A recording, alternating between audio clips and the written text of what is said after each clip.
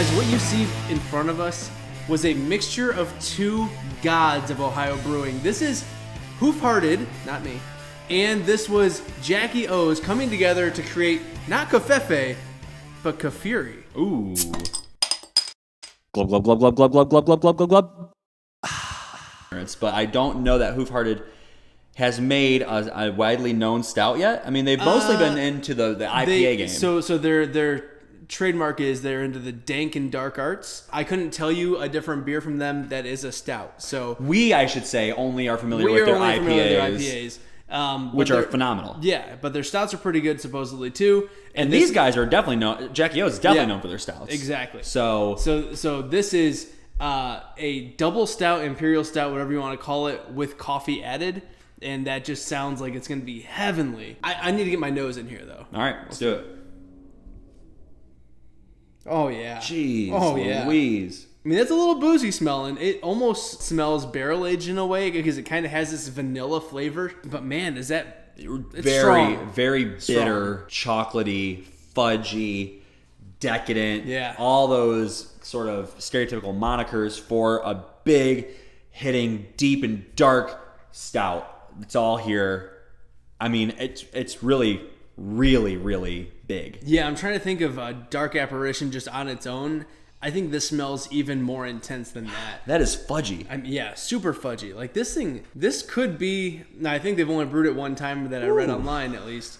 But if they could make this again, this could be like one of my favorite Ohio stouts. This thing smells incredible. Yeah. I don't get a ton of coffee. No, per se. Not per se, but a little bit. But like a lot, and I guess maybe the bitter aroma could be the coffee playing in there. Yeah. I get chocolate fudgy. It's almost teetering into that cola region for like a Russian Imperial Stout, though it doesn't quite get in there. I feel like it's right on the precipice. I think this one is going to have that mouthfeel though.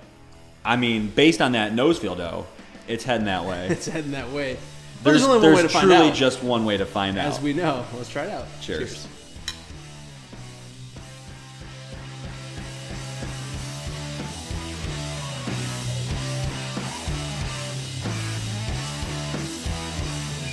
That mouthfeel dough. It's there. It's there. I get a lot more of the cola, the kind of the bitter coffee ground aspect to it.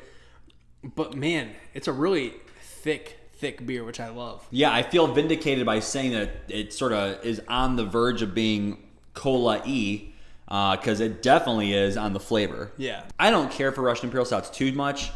This has essences of that without going overboard. Yeah, I agree. And really, more than anything, it's just this bitter. It's a dark bitter coffee. It's a dark bitter chocolate. It kind of tastes burnt, like carbony, if you will. And I will. And you have. I think I would be okay to say that the aroma was a little bit more complex than the flavor. Yeah. There's not like waves of experience here. You get an initial blast of flavor, kind of clears out, try again. Well, let's even go to the M43 we had. That beer smelled one way, it tasted a different, and then even while you were tasting it, kind of had different nuances here and there. Yeah. You're right. Very cola forward, a little brown sugar, not a lot of vanilla, some of that coffee coming through. And that's it. It's weird because it's a fine beer, but I feel just a little disappointed. Mm-hmm.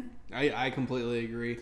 I mean, it's like when Kelly Clarkson and Justin Guarini paired up from Justin the movie. To Kelly. Yes. On their own, both phenomenal, but together the movie was often noted as one of the worst pieces of film to ever be created. Not that this falls that short, but definitely a little bit of a letdown. It would be an interesting case study to go through all of our reviews of collaborations and see how they do. Because in my general sense, I feel like they're always a letdown. Should we delegate this to a super fan? Yeah, if we have any. You, super fan, you know who we're talking about. Don't just look around and think I'm not pointing at you. I'm pointing at you. You are going to do this. You're going to go through all of our collaboration beers, and you're going to put in the bottom what you think is the best one that we've had, or if they all fall short. Because right now, I'm going to give this a rating. I'm going to say this is like 85. I mean, it's fine. It's a good beer, but when you have DiMaggio and Ruth on the same team, you expect to win, right? You expect to win. I mean, that's exactly. I was going to go 85 myself. Fine beer. just nothing to write home about. Like, Yeah. if I went to go make a special trip to Hoof Hearted or to Jackie O's and they released this and I bought this brought back, you know? Right. Here's an easier homework assignment. Tell us a collaboration that, Not for everyone else but you. besides you, the super fan, You. for everyone else, tell us a collaboration that does work. That's what I would like to know. Yeah. Like, Yeah. what's one that we should definitely try? I'll give you one off the top of my head.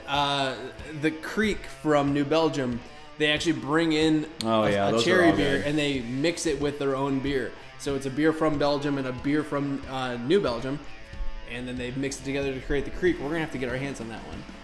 It's like $19 a bottle, but yeah, we should get I'll it. do it.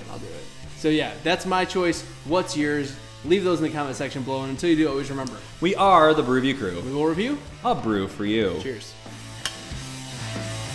I want to know, what is your favorite Justin Guarini song? If you could find just one that really speaks to you. If you can name more than one, I'd be impressed. I can't even. Did he ever have an album? Yeah, I mean, he came in second place. He got a record deal. Record deal. So did Ruben Studdard, and where's he? Is he dead? I don't think so. I think Ruben's still alive. So, yeah.